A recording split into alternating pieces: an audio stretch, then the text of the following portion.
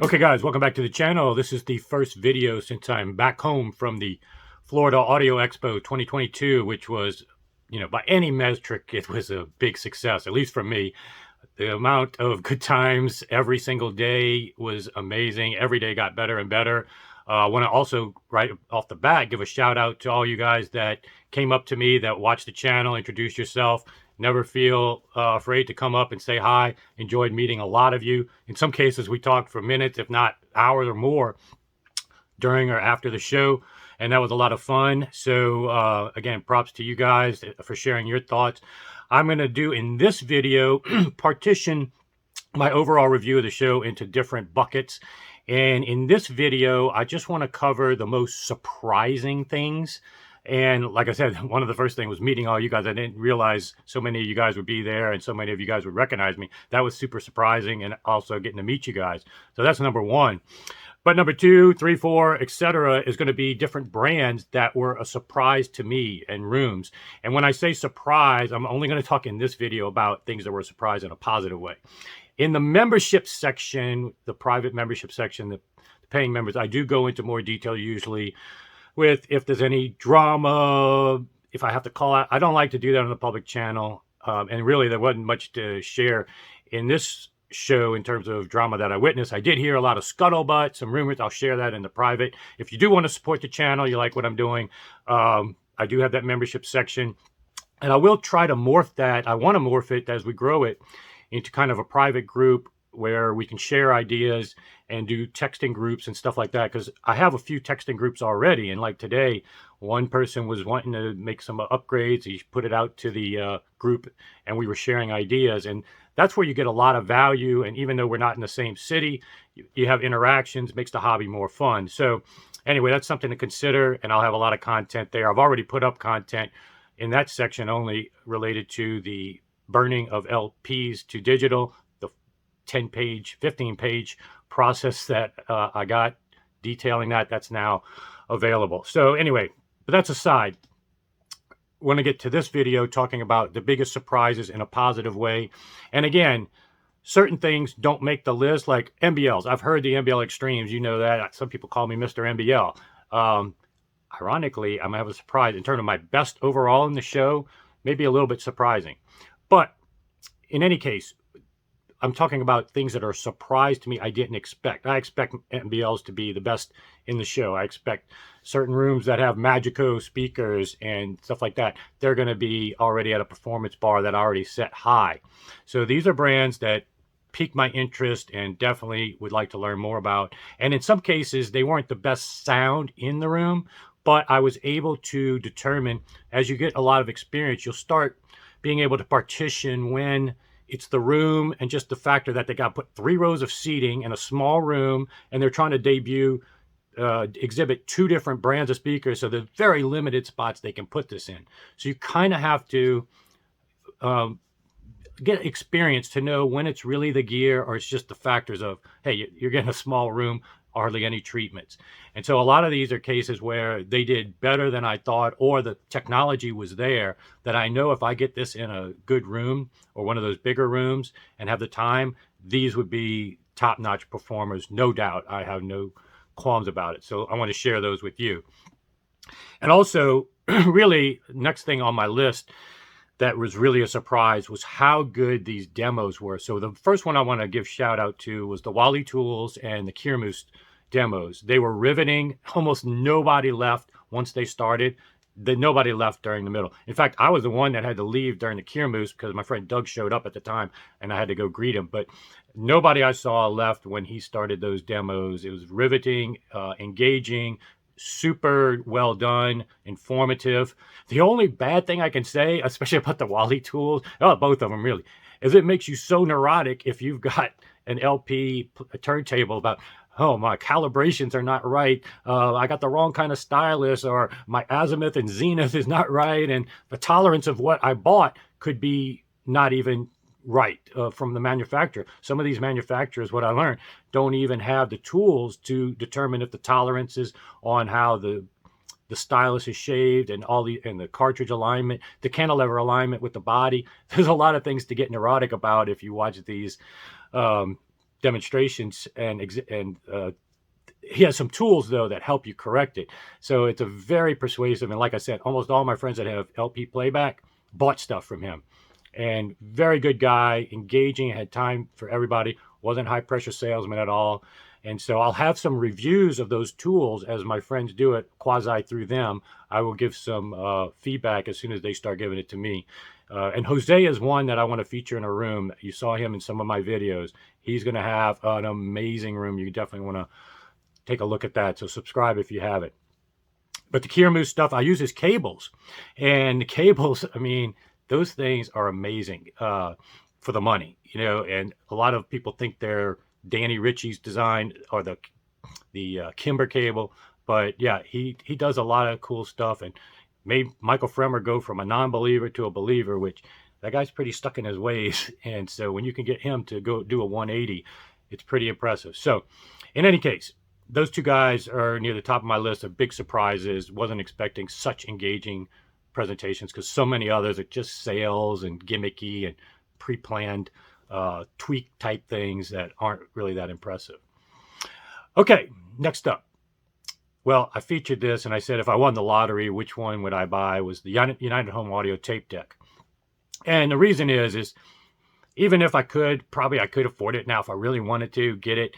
It's just not practical tapes. The sources are hard. You know, even if you buy these, then they tell you, well, where do I get the tapes? Well, you kind of got to know somebody. You got to do this, that, and the other. And so, and then the prices of everything. So from a practicability, you know, it's just, and reasonableness quotient, it's kind of an extinct medium. But coolness factor, and what I really appreciated about the United Home Audio deck is the level of construction and passion that went into this. Several years and every little piece in there, from, as you talked about, capacitors, resistors, everything, vibration control, power supply that's bigger than any amplifier's power supply. All of the things that he did is kind of like, to me, buying a fine watch. There's many watches that'll tell the same time. So you could argue some of these things won't make a big difference, won't make a difference at all, yada, yada, yada. But the passion that he put into both exterior with aesthetics that a lot of high-end brands do nowadays, but inside it's just same old parts, nothing too special. He's got the level of attention to detail like a watch manufacturer underneath the hood that is, you know, to that master craftsmanship, to the pride of ownership, and just having a master crafted piece was something that I just really was engaged with and appreciated. And obviously it sounded great too, but you know, people will be polarized whether that makes sense or not. Totally understandable. I'm still not going to get into tapes. But my friends, all that do, they love him, you know, knowing that it's impractical, you know, they love him. Any case, next up, on the other side of the extreme is Geshelli, the little bitty headphone amps and DACs. Like I said, I can't believe for the money they're charging, they didn't get the memo that you're supposed to mark things up 100 times parts in this hobby.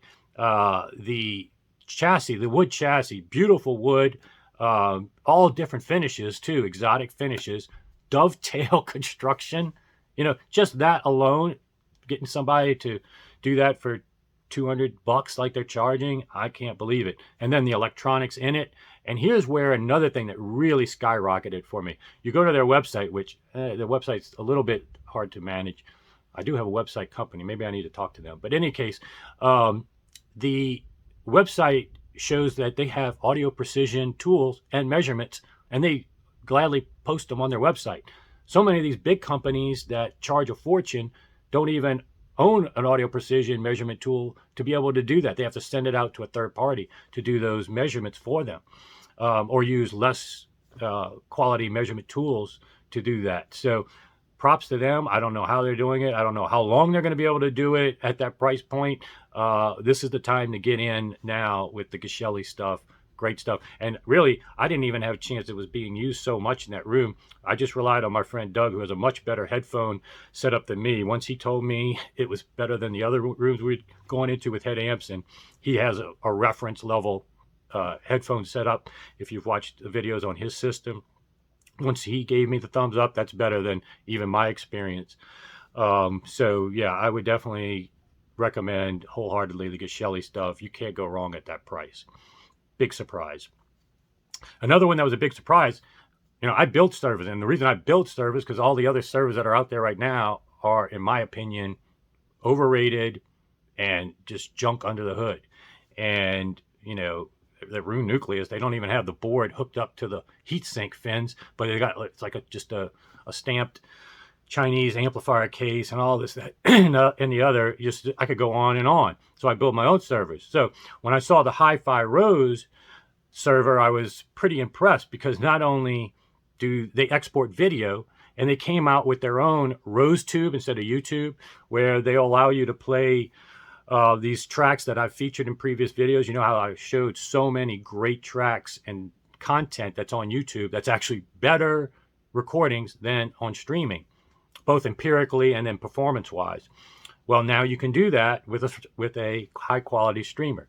And the whole front panel is basically a TV. And it's very cool how you can toggle it between cool things, make it look different ways. Excellent job. Now, they're $5,000. Am I a little bit worried about what's under the hood if I eventually get to see it?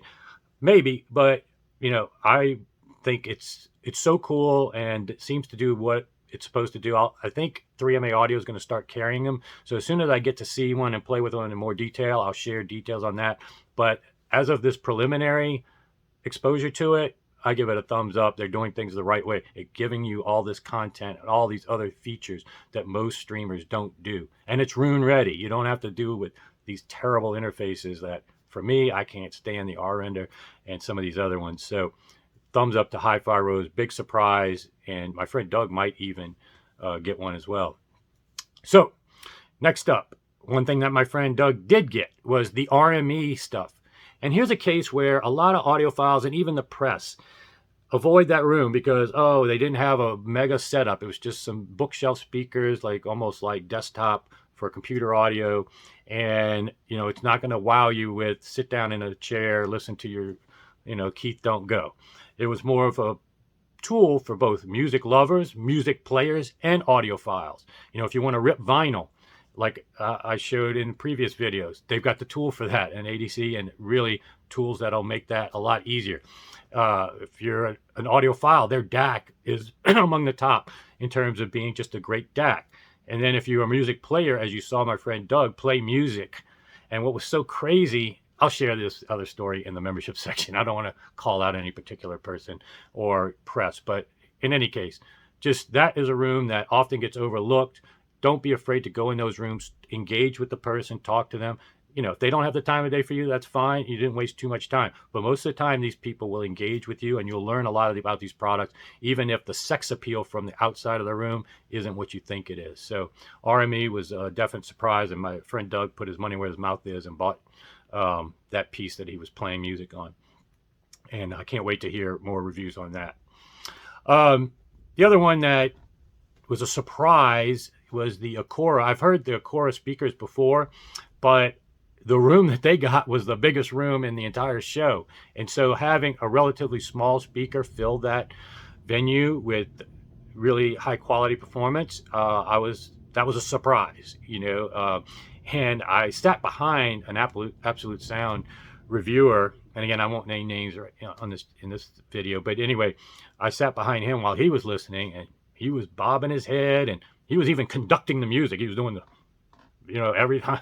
So I know that probably in the Absolute Sound, they're going to give that room a pretty good review, at least by his animations, listening to the music. He was having a good time. By the way, if you guys haven't seen that one guy that was playing the air guitar when I think Metallica was playing in one of my videos, he was off in the left. He was right in front of Doug. Could be considered obnoxious, but could be considered just a guy having a good time. Whatever you'll see all types at these shows. So you got a flavor of that. And if you haven't checked that out, you can look for that video. I can't remember what room it was. Anyway, you'll see it. Another one, that a speaker that kind of, on the flip side, in a small room, but it was the right size speaker for that room. The AGD and Oceanway, this is the second time I've seen them. They were at that Long Beach show that I covered. And say what you want about the AGD, if you think it might be too gimmicky with the solid state in a tube and the LED, whatever, or the practicality of it, being able to change that easily if you ever want to upgrade, and the coolness factor of it, and the GAN technology, which has a lot of promise, and a lot of people do give a thumbs up to that technology as being the wave of the future. Certainly, I had nothing bad to say about that room for a second time seeing them. And that Ocean Way speaker, though, is one thing that people overlook. They look at the GAN and the AGD because that's what's on the room, but don't overlook that Ocean Way speakers, because Steve McCormick had tipped me off to them as well. They're kind of in that pro audio, skirt the line, so they don't have the street cred, that Wilson Audio Magico has, but their credentials are definitely top notch. And at least with my experience with this, and then third parties telling me about them, that's a brand that you should not just dismiss because it doesn't have the normal street cred and press as other brands. Ocean Way is one of those brands that just because they don't get a lot of press, you shouldn't dismiss them. That was a great speaker for the room. Really can't fault it. And that's twice now I've heard it. All right, another one, Margules, is another one that in the room may not have been the best sound at the time, but the potential is there when you hear it. The beautiful cabinet, just beautiful. It reminded me a lot, not so much in the finish exactly of the Lumen Whites that Doug had, which are over $50,000 speakers, but the ceramic drivers and the quality of the finish and the attractiveness of it was extremely high. And in the right room with the right setup, you just know, just intuitively after you've gone to shows a lot of time, that speaker has a very high ceiling, even if you couldn't hear that ceiling per se in that room over the weekend. So a shout out to them. I wasn't that familiar with that brand. Everything they're doing looks like it can be a top-notch performer in the right setup in the right room. Another one was Soundfield, which actually the guy, one of the owners, 4 owners of the show, is actually that Soundfield builds those speakers, and he's local in Tampa, and extremely impressed with those. It was on the first day, one of the best rooms I went into, and not, again, because what I heard in the room at the time blew me away of anything special or anything I would fall in love with just if I was blindfolded. But then when you learn the technology and you learn he's trying to demo 2 speakers, and one of them's pretty large, so the only place he could put those speakers was in the far right, left side wall, had the other speakers inside. He was limited, and then he had no room treatment, but he did it for a reason, to kind of show how much his DSP could correct without any room treatments. And quite a bit can be, can't do everything, but it was very impressive how he could switch between a wide presentation, and he had all kinds of these pre-EQ curves, which was very impressive. So he really knows how to deal with active crossover and active DSP to get different sounds and tonal characteristics. And also this cardioid bass was extremely impressive. I had never seen the way he told me it was open baffle, but the other side had an amp plate, and I didn't even realize it was kind of got perforation so that it does actually bleed through. So a lot of things he was doing was a total surprise that I had never experienced. And I know in the right room with room treatments, and then you can place those big ones wherever, and the small ones were nice too. That has a very high ceiling and for not a lot of money, and you get the amplification and everything together. So don't dismiss them being a small company or what you may have just heard in that room at the time. That one, with the right attention and knowledge of DSP, has about as high a ceiling as almost any of the other rooms around at the show. Another one that really surprised me, though, let's go to a legacy brand, Audio Note, that has pedigree out the wazoo, but for me, never has blown me away.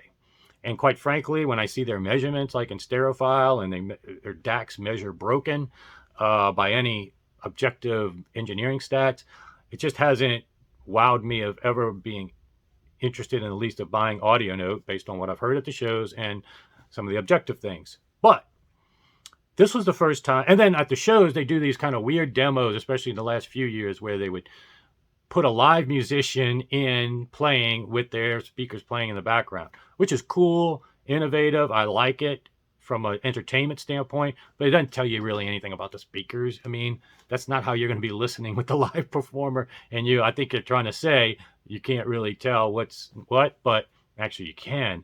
That's the only negative, I think, with the Audio Note, is putting them in the corners. You know that the sound is coming from the corners. And one thing before this show here, there was also other problems, in my opinion, because put your voice in a corner and talk, and then slowly walk out of a corner. I think I did this at the gentleman's house in Vegas where we were setting up the Wilsons. As I was talking, my voice, I could hear myself out of the corner, change tonality. And also locatableness. If you're in the corner, people can locate you a lot easier. When you get out in the middle, then it's harder for them to precisely put from where your voice is exactly where you are. So that's the problem with these speakers, is that you do hear where they're coming from. That part can't get fixed. But what was definitely impressive this time is that the tonality of the speakers was extremely high. And so you know that they've designed it for being in the corner, and they intentionally want you to be in the corner. And so it was a definite surprise that for the first time I was wowed by what I heard from a tonality standpoint, and everything except the speakers disappearing was A+ and really among the best. So thumbs up to Audio Note for surprising me for the first time. And I've been waiting for that to happen. And you always got to give these brands a chance, because you never know until you know. And so, yeah, I can totally see why some people would like that brand and stuff based on what I heard today, if you don't dismiss the ability of speakers to disappear. And some people don't, you don't need to. Another one, I'm writing some notes here so I wouldn't miss any. So sorry, I'm looking down here. I got to not miss anybody, and I probably will anyway. You guys will remind me, I'm sure. But Muraudio was another one like Audio Note. They haven't been around a lot, but when I did hear them the first time, they had their electrostatic curved panel, but it was totally like total circle or oval. And the first time I heard it, it was cool at first, but then as I sat and listened to songs, it almost was like I was listening to two speakers, because unlike MBLs, which have the round, actually the voice coil's in the bottom. And so it's not like an electrostatic where the sound is actually at the panel per se. And so it just sounded a little wonky and weird to me. Just wasn't my taste. I can see where people would like it and think it's cool. It's certainly cool looking to have that totally oval electrostatic panel, but it just didn't wow me and wasn't my type of speaker. But this time, where it was just the front was concave, and then he had some other drivers hand selected that gave it a more full range performance, and he talked about the crossover in that video. Again, may not be the best sound and show category for me, but in terms of surprising me from what I was used to in the past and now, big improvement and a lot of potential there. So I kind of like, if he still makes the other ones, I kind of like this one better and where he's going with that. So definitely a brand to keep an eye on going forward. Another one, Infigo, or I hope that's how you pronounce it. It was also the Audiokinesis room, which Duke Lejeune from Audiokinesis is a guy that's from New Orleans. I've met him a long time ago, so I've known him forever, but he couldn't make it there. He does the Swarm subwoofer system, which I'm actually an advocate of, and that was in that room, so that's something to check out. But that wasn't a surprise to me because I already knew about that. What was a surprise is this brand Infigo, who, if you listen, again, the music was playing, but I decided to pivot to the guy talking to the other guy asking questions, because he was talking about Class A designs and how he designed the amp. And that actually ended up being more interesting than the song he was playing. And so if you watch that video, he'll go into details. And, everybody talks about Class A, Class AB, and the advantages of Class A. But most amps run so high bias for Class A that they never even go into Class B. It's not that big of a deal anymore to be Class A, the way most amps are biased now and the power that they don't need. But still, there's some that are Class A, and there's some like the Vitas that run exceptionally cool in Class A. And I was always amazed when I touched the heatsink fins that, it's not like super hot where you could fry an egg on them, like most historical Class A amps. And this one, though, the thing that blew me away is when I touched it, it was cold. I mean, it literally was not even like the Vitas, somewhat warm. I thought the thing was off. That's how no heat at all from a Class A design. And then he talked about how they kind of gimmickily get that done. And pretty brilliant way. And then also the aesthetic factor of those was really, really nice. A clear acrylic top, but then a metal part that fits on top. So you can do A, B, different types of tops depending on what you want. And both were attractive. He makes it attractive if you're looking in on the acrylic, and then he makes it a very attractive top, thick, not going to resonate. So very pricey, but definitely a brand I was surprised by and should make the list easy. Let me see another one. Oh, amplifiers. Block Audio in the Vivid room with the big speakers from Vivid Audio, and this was Suncoast, I think, set them up cat a corner and did a great job there. That was one of my friend Doug's favorite rooms. And the Block Audio amps really caught my attention and were surprised. I'd never heard of them before. The preamp is battery powered. The amps are class A, and there's a cable, I think he said an Ethernet cable, that provides to the preamp the temperature that those amps are running at. And so a lot of things are controlled. There's a lot of technology that I've never seen before in an amp preamp combination. The sound was great. The aesthetics were cool. Pricey, of course, but if you're in that wish list of type of amp designs and want to have aesthetics, coolness, and looks like performance-wise is at top level, Block Audio is one that was a surprise to me and one you may want to consider. Final one was an entire room by Alex Sounds. A lot of brands that I hadn't heard of, almost none, even like their outlets. I'd never seen those different connectors before. And as I talked to the guy, actually that speaker that's in there has been in production for over 20 years. Just the ownership has changed and whatnot. So it was good to finally get exposure to those set of brands. And again, maybe in that room didn't wow me with the sound because of the constraints of the room and the type of speakers and all. But you could easily tell that you get that exact system in a great room. You build the aesthetics around it. It's very attractive. It has a very high ceiling, no doubt about it. And a great guy. And like, again, a lot of this as well is influenced by me having interactions with the people. You know, that's was another surprise of the show is very few rooms had the snooty walk in there. You know, I can count on maybe one hand the amount of rooms that were the snooty, you know, boring and not engaging variety. So this was a fun show, very interactive. The attendees were very variety, not all elderly people, not all men. It had variety. So yeah, a lot of surprises, a lot of fun. And my biggest surprise of all will actually be my favorite sound at the show. I'm telling you sound, not room, as a little bit of a tip, and it's not what you guys think, but I'll have that video soon. So sign up, subscribe, and I'll see you back here soon.